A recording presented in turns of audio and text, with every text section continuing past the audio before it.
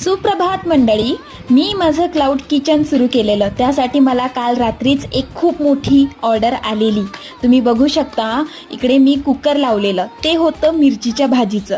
भली मोठी पालकची गड्डी आणि आंबट चुका, तूर डाळ आणि हरभरा डाळ सगळं एकत्र मी कुकरमध्ये लावलेलं. एवढी मोठी भाजी करायचं म्हटलं म्हणजे भक्कम मिरच्या लागल्या, त्यासाठी मी फोडणी घातली.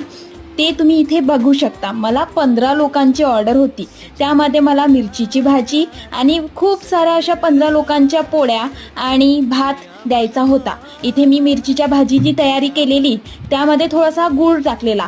छान भाजी झालेली आहे. यामध्ये मला माझ्या मिस्टरांनी मदत केलेली, सासूबाईंनी मदत केलेली. भाजी आपली तयार.